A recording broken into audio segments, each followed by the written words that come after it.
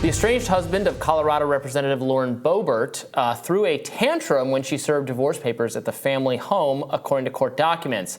A process server said that a gun and beer holding Jason Boebert yelled profanities at him and let the dogs out when being served on April 25th. Now, Representative Boebert has taken to Twitter to defend her husband amidst the apparently acrimonious divorce, tweeting just a few minutes ago, quote, "I have always spoken highly of my marriage. I believe in marriage. I believe in the power our words hold. Jason, a man I spent half my life with, did not sign up to be in the public limelight. He certainly did not agree to be falsely accused of things he didn't do. The stories reported about the process server and even Jason running over a mailbox are a complete lie. Jason doesn't sit around cleaning guns, and he certainly doesn't drink beer out of a glass, just as much as he doesn't drink Bud Light. Our own home security footage shows he didn't sick dogs on the process server. The dogs were outside when the server pulled up. They never showed aggression toward him, nor did he appear afraid of them. Our divorce is a private matter, but the misrepresentations must be addressed. Jason deserves his privacy, not slanderous stories. Despite what others may say, I welcome your thoughts and fervent, heartfelt prayers for our family." Whew. Okay, so the reason we know so much about what happened when Jason Boebert was served is because there was this document that the process server filed detailing what happened to him. He's the one that said that when he came to the house, Jason was cleaning a gun, that he was drinking a glass of beer, and that Jason ultimately... Not a transgender beer.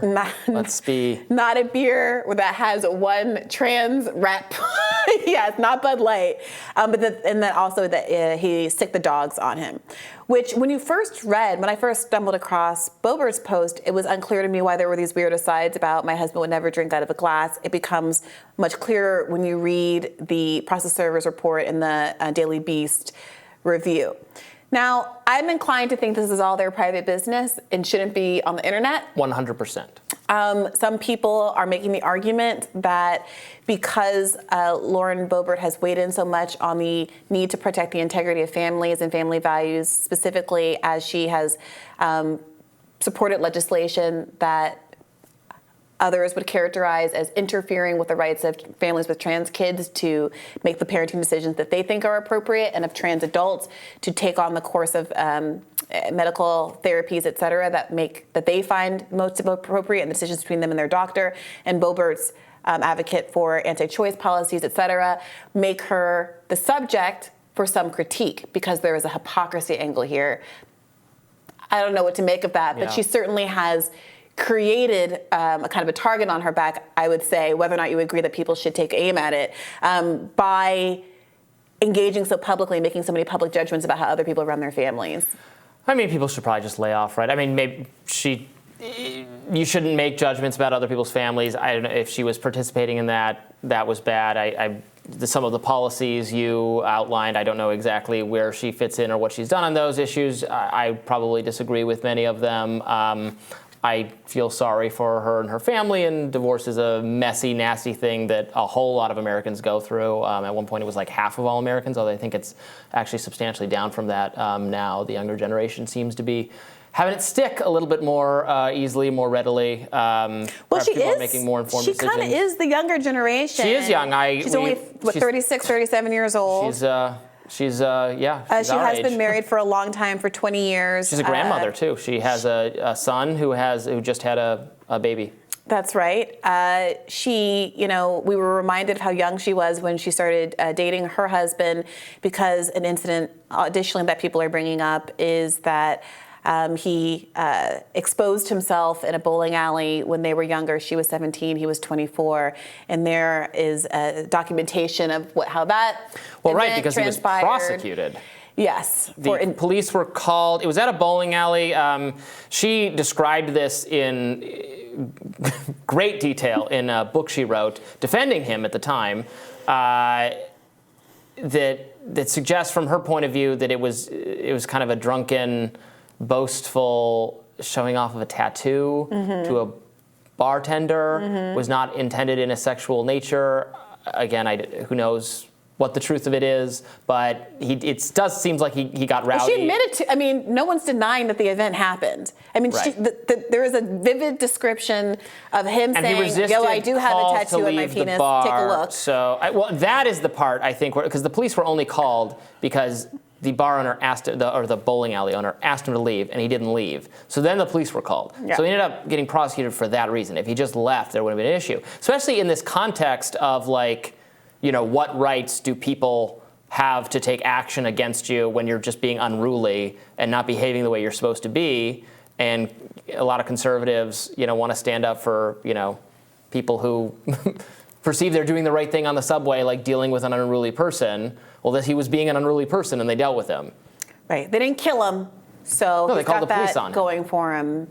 But yeah, he did expose himself, and so a number of people are making accusations, and basically, highlighting the contrast between Lauren Boebert, who has participated in this smearing of left-leaning people as groomers, at the same time when your husband has picked up a charge for, exposing himself indecently in front of minors. Again, there is something that's maybe rich about that kind of reeks of projection to some people. And there is a kind of vibe that is like, those in glass houses shouldn't throw stones at the very least. I know this to be the case. The sex offender registry is actually like filled with, it's a lot of underage people are on it for having sex with people their own age. Well, or he was for 24. urinating in public, or, not in that. But yeah, he was 24, she was 17. It's like the average age of the person on the sex offender registry is like 14, something like that. Because yeah, that certainly is an issue. Yeah, and there's a lot of urinating in public and all that kind of thing that's not. What do you make of the choice to use the new Twitter feature that allows quite a few words, an infinite number of words, I think, to be used beyond the typical character limit, and for Boebert to respond in the way that she has done on Twitter? Politically, strategically, what do you make of that choice? Well, this was a case where I was interested to see what was below the fold, so I clicked through a couple times, but normally I don't do that because it loads, for me at least, it loads an additional page, right? Because I don't have Twitter Blue, so I don't just naturally see it that way. Oh, I didn't realize it's very clumsy to have to get to it, so I'm generally just not doing it. I don't know that we need longer tweets. Yeah, it doesn't seem to me. I don't know that. Thread tweets. That's true. You can thread tweets. I don't know if the goal is to stop people from talking about this and to protect your family. It seemed like the desire to correct the record on whether or not her husband drinks out of a glass versus a bottle or can of beer shouldn't, supersede your desire to kind of diminish public commentary and keep things to yourself and keep things private. Listen, she was trying to demonstrate that this account of what happened was fraudulent because, you said he was drinking beer out of a glass, but he would never do that because he doesn't support the transgender. I mean, what do you make of that? I mean, she says that he wasn't cleaning a gun either. Well, she doesn't exactly say that. She said, my husband doesn't spend all day cleaning guns, which can be true at the same time that he happens to be cleaning a gun. We know they have guns. She's posted pictures of her family standing in front of the Christmas tree, all of them holding automatic guns. Here's a question I have. Don't people who serve divorce papers, I only know this from like the movies when it happens, like usually they do it, at least in the movies, they try to catch you off guard, or they don't just walk up to your house, you see them coming at a place where there's